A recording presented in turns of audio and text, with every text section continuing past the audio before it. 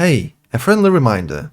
In case you didn't notice the number 2 on the picture, this is the second part of Bloodlines retelling, so you might want to check the first one, or you won't understand shit. Or maybe will, but still go and check it out. We need those views. Yeah. Thank you. Shabbat Shalom, my dear subscribers. Yeah, we saw your feedback, and it totally inspired us like gigantic help. Really, thank you guys. From the voice of the guy with shitty accent. Yes. So, where did we stop last time? Ah, yeah, we need Bertram Tongue to help us to find a sneaky way into the warehouse to blow it up. But the problem is that he's kind of at war with Therese Woman, a prince of Santa Monica. Yeah, here. Therese and her sister own a nightclub called Asylum. When asked about the two, Mercurio told that Therese seems like a weird but really respectable woman, and Jeanette is... But we gotta pay them a visit later. Now we're going to get some pills for our boy Mercurio and sort out some other business. We checked the email at home and found ourselves a nice freelance job. Some journalists managed to retrieve a sample of werewolf's blood and send it to the hospital for testing. That would break Masquerade, of course. So if we managed to steal it from there, the prince would toss in some reward for that. Turns out there is no pharmacist in the district, so he thought that he might as well snatch some painkillers in the hospital, since he was heading there anyway. A bitch at the entrance told him to wait in line. Please, wait your turn and you'll be seen. Okay. But we didn't have so much time to waste, so we got in through the back door. Alas, all the doors leading to the corridors were locked. And we didn't pump lockpicking at the beginning, so we used our vampiric powers to unlock them. Yes, okay.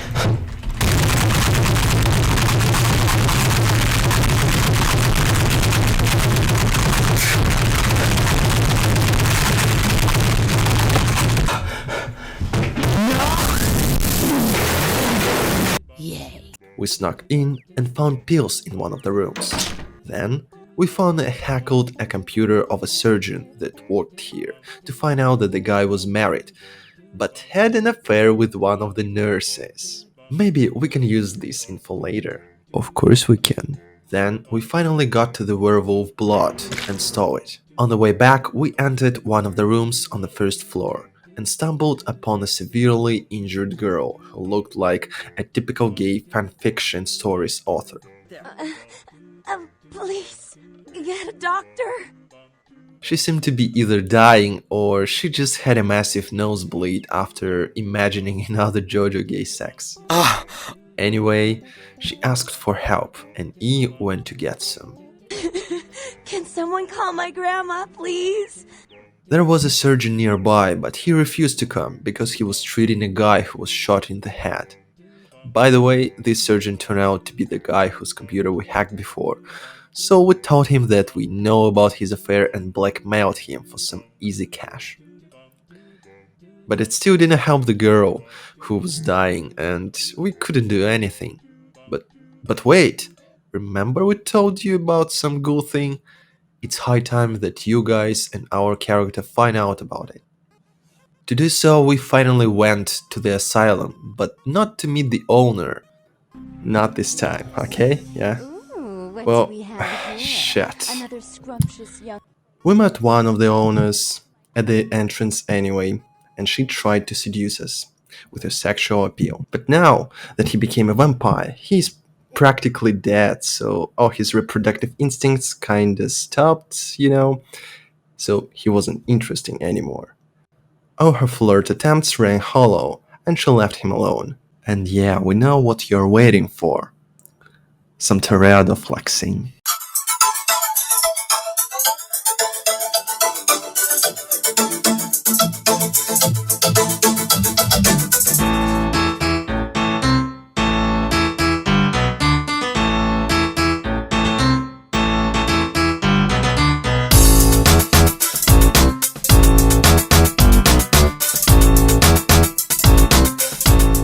We met a guy at the bar there. He seemed really interested if he was a vampire. Oh man, you're a vampire, aren't you? He didn't want to violate the masquerade and tried to avoid the question. Oh, come on. Oh, man. But it turned out that the dude knew about the whole thing. His name was Nox.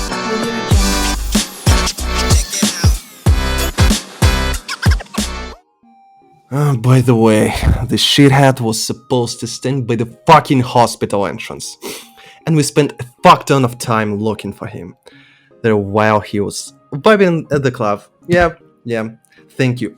Fuck you! Oops. Sorry. Wholeheartedly apologize for this. I apologize for my outburst. He asked him to tell what a ghoul was, and he did. It's slow retelling time.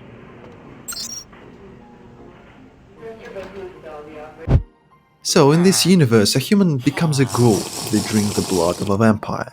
By doing so, they receive a small share of this vampire's powers. The vampire whose blood they drank becomes their regnant. Not here, it's just a bondage fairies concept. Sorry, let's get back, please. To get the most of its benefits, they must drink it once a month.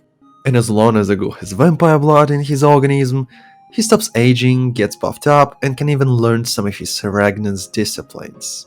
Though they cannot master them, unless their regnant is a really old-ass vampire from the 14th century, for example. Sounds cool, doesn't it? Well, maybe it does, but it's not an HIV test. So it can't be positive, There are several downsides to it. First, with benefits, you also get a share of a curse. For instance, if you drink more Kevin blood, you also hear voices and become fucked up in the head. Nosferatu ghouls start transforming into heroin-addicted dungeon masters after a few years of consumption.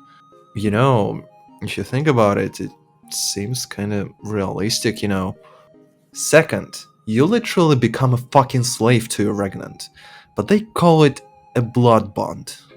At first, you will just feel really attracted to your regnant, but after the third feeding, you will fall in love with them as much as you could possibly do. And doing what they ask of you will just feel natural. Hey, beautiful. Hey, bud. Maybe that was a clever reference to a simp. And third, final one. If you stop doing Vam's blood, you experience severe withdrawal, which will make your physically age rapidly catch up to your real age. So if you've been a ghoul for 100 years and decided to quit, you'll literally speedrun your whole life and turn to dust.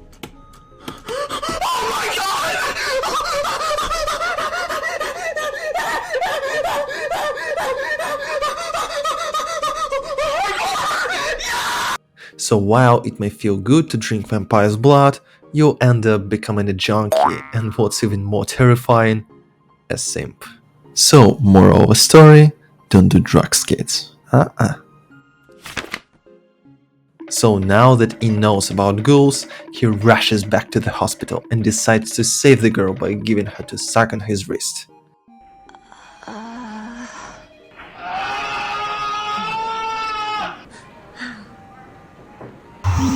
And she becomes a ghoul. Of course, we didn't inform her of the fact and like a real gentleman, fled right away, avoiding all of her questions about what the bloody hell just happened. No pun intended. No, you did something. I can feel it.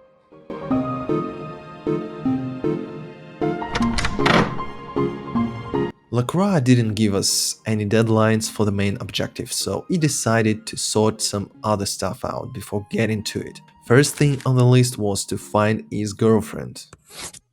By the way, she's in this very hospital. So, through the wall, to the computer, find some freezer information, passcode, and here she is.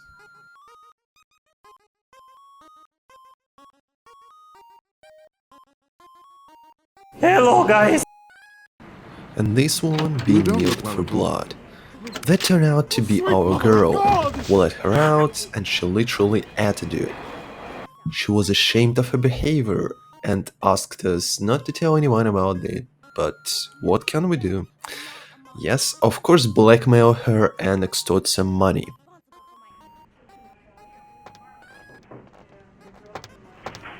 And she You called might E have saved heartless. me, but I can't look at you.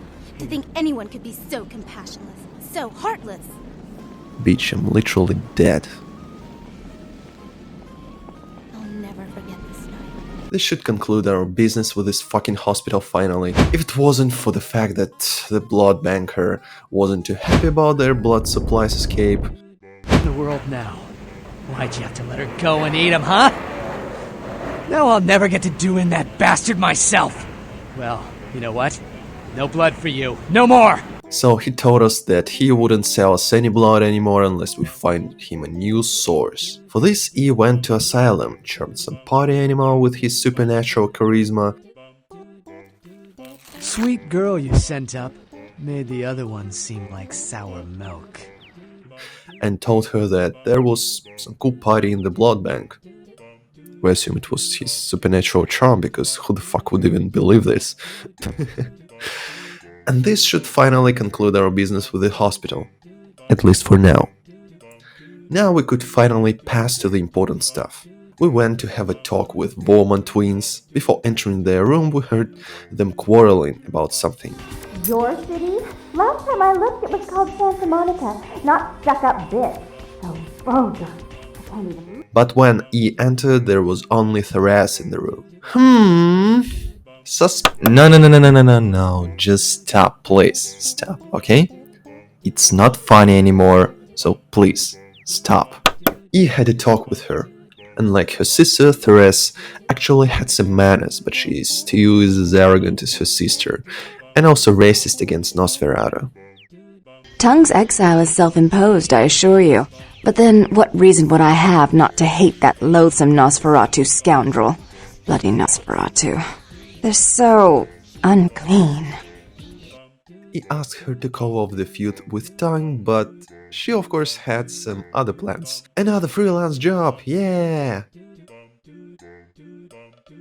Only if it would be so simple in real life. This time is to become a Ghostbuster. Therese wants to invest in a hotel, but it is haunted, and to get rid of the ghost, Therese needs a personal item of the spirit. It can be anything, a journal, a piece of jewelry, a massive fur porn stash, anything. She also told that the only way to get to the hotel at nights is through the sewers. But he doesn't like to ask too many questions, so now we proceed to the sewers to commit a little bit of trespassing. This hotel is actually rather eerie, trust me, you don't want to stay there in silence for too long. It's so fucking deep. Well, he totally shits his pants because it's so fucking scary. It turned out that there were actually two ghosts, a man and a woman.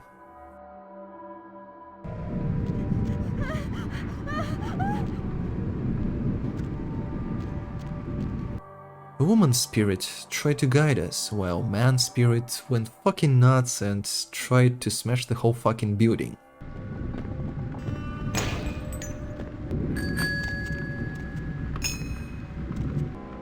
While looking for a personal item of the ghost, we found some newspapers and a diary that shed a little light on what the actual fuck had happened here. Listen to this very carefully.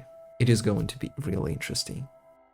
In 1958, a family of a husband, a wife, and two children visited the hotel to attend its grand opening. Everything went well at first, but then the wife got a present from her mother, a locket. And because of the locket, the husband thought his wife was having an affair with someone. He had been becoming more and more distant as the time passed, until one day he just went missing. One of the children went to the basement to look for the father and went missing as well. The mother wanted to send her daughter to find her son, but it turned out that the husband completely lost his shit. and decided to kill his whole family and burn the suite. The case was never solved, since the wife died of unnatural causes.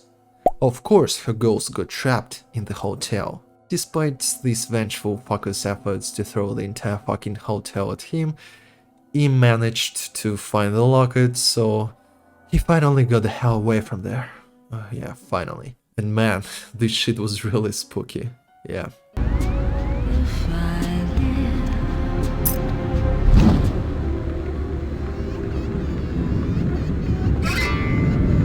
Well, finally it is over. Right now we have to leave this hotel and go back to the sewers. Idubs, sorry, we didn't want to disturb you, yeah, sorry, yeah, bye.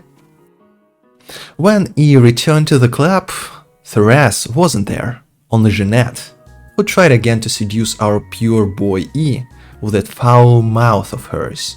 But E's virginity shield was impeccable as always. He told her to go fuck herself. Literally, if she likes, why not? And she asked E to hand over what he had found in the hotel. So, Therese told me you might be back with something for her. Do you have it with you? So that she hands it over to Therese once she gets back. But E's last experience with women led him to literal death, so he learned not to trust people with female sexual characteristics. He repeated his recommendation that he gave to her several lines earlier, and she started crying and whining, yeah, that no one took her seriously and stuff. I'm not just some silly doll, you know. All my life, my sisters made me out to be a joke. No surprise here if you ask me.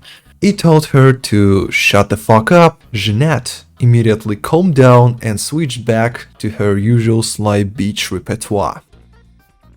Fine, you hold on to it. She also asked E a favor, to slash paintings in a museum. She said that the exposition was organized by Kindred trying to establish his power in Santa Monica, so Therese would be pleased to hear that. Apparently, E's brain just overheated because there wasn't any choice but to agree, so in the museum we go. There is a Reddit moderator at the entrance. He doesn't let us in, but E uses his wits to bullshit him and gets past. By the way, if you play as a Malkavian, instead of lying to the guard, you can instill that his whole existence is an utter piece of shit. And he will become depressed and start crying. Yeah, the destiny of every Reddit moderator. We slashed a series of paintings, then it turned out that they were protected by some discipline, so we had to slash them in a correct order. And after that, a Blood Guardian tried to slash us.